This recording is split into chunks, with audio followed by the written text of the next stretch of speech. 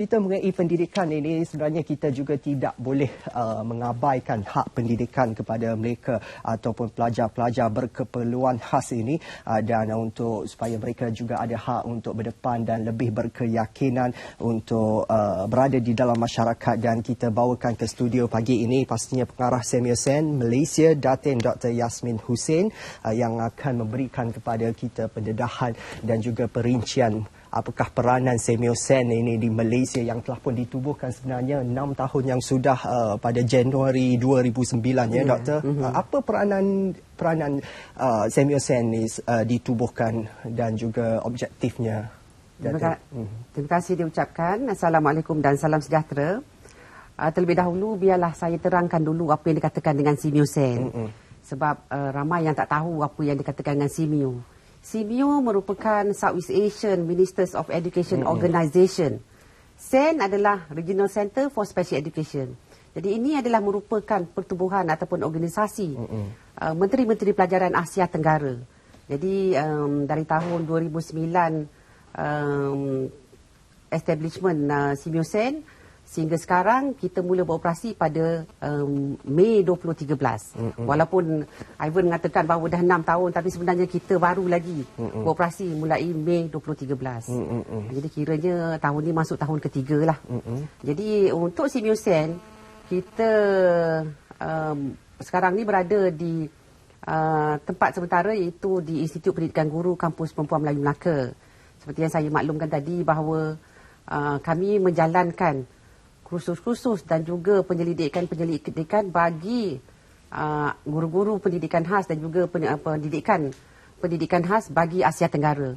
Jadi memandangkan kita berada Malaysia, maka kita lebih memberi banyak tumpuan kepada Malaysia khususnya. Jadi dalam setahun tu berapa kursus dan berapa peserta yang terlibat? Dalam satu tahun, memandangkan kita baru lagi ditubuhkan, tetapi alhamdulillah dalam setahun kita mengadakan 4 regular training. Bila saya sebut regular training, bermakna kursus tu kita jalankan selama 1 bulan. Dan kita jemput guru-guru dari Asia Tenggara, dari Myanmar, daripada Cambodia, Vietnam, Timor Leste, Thailand, Singapura dan sebagainya, 11 negara Asia, untuk sama-sama dalam latihan-latihan yang kita jalankan di Semiosen di Melaka. Jadi kita juga mengadakan latihan-latihan customized yang mengkhusus kepada guru-guru pendidikan khas di Malaysia. Jadi dalam masa 1 tahun kami berjaya menjalankan kursus bagi lebih kurang 2,000 orang guru-guru pendidikan khas untuk Malaysia dan juga untuk Asia Tenggara. Keseluruhannya untuk 11 negara termasuk Malaysia. Untuk Semiosen bukan mudah kita nak mencari tenaga pengajar. Sebab apa yang kita laksanakan adalah best practices.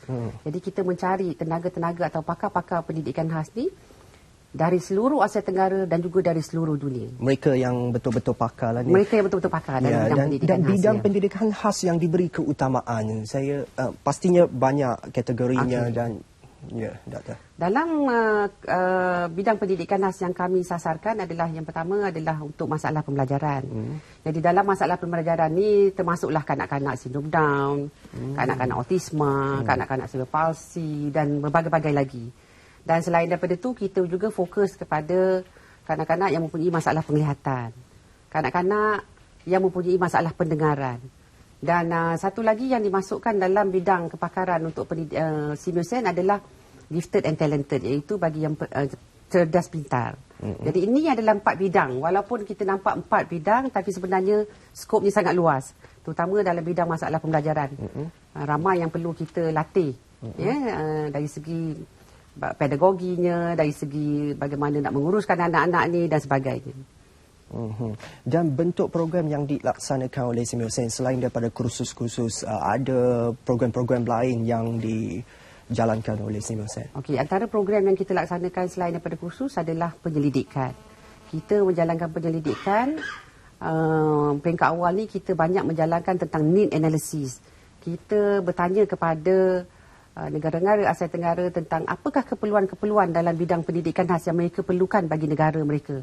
Dalam bidang pendidikan khas ni kalau kita lihat, contohnya Singapura, mereka lebih ke hadapan daripada negara kita. Negara Thailand, Vietnam, Indonesia setanding kita. Tetapi negara-negara seperti Laos, Myanmar, Cambodia dan juga Timor Leste, mereka agak ke belakang. Jadi sebelum kita menjalankan apa-apa kursus ataupun penyelidikan, kita perlu menjalankan need analysis dahulu. Sebab kita nak tahu apa yang mereka perlukan, apa yang mereka ada, apa yang mereka tiada. Berbanding dengan negara Singapura dan juga Malaysia. Ya, pastinya ada jurang antara negara yang maju seperti Singapura kalau dibandingkan dengan Kemboja dan juga Myanmar dan sebagainya. Disebutkan tadi keperluannya. Maksudnya apa cabaran yang paling besar dihadapi oleh negara-negara ini berdasarkan kemudahan yang mungkin boleh mereka sediakan pada pelajar-pelajar pendidikan khas ni? Okey, kalau nak ikutkan keperluan ataupun kemudahan-kemudahan, ya, kalau lawatan-lawatan yang kami jalankan ke Singapura katakan, dan pembentangan-pembentangan kertas kerja dari Singapura mengatakan bahawa mereka kekurangan pelajar untuk dilatih. Sebab dari segi populasi mereka kurang. Jadi prasarana yang ada pada mereka agak advance. Sedangkan kalau kita banding dengan negara seperti Laos, Myanmar yang baru lepas daripada peperangan. Jadi ramai pelajar-pelajar pendidikan khas mereka tidak ke sekolah lagi. Jadi ini cabaran-cabaran yang kita Simiosen hadapi, di mana apabila kita membuat sesuatu latihan, guru-guru yang datang tu mempunyai pelbagai tahap kepakaran. Jadi yang ini yang kita perlu pastikan bahawa latihan yang kita berikan tu mereka dapat sebenar-benarnya, supaya bila mereka balik ke negara masing-masing, mereka dapat jalankan apa yang kita ajar kepada mereka di negara mereka. Jadi yang ini ialah kekangan-kekangan yang kami hadapilah. Dan kadang-kadang apa kekangan yang kita hadapi adalah apabila kita menghantar surat-surat kepada negara-negara yang terlibat, makan masa.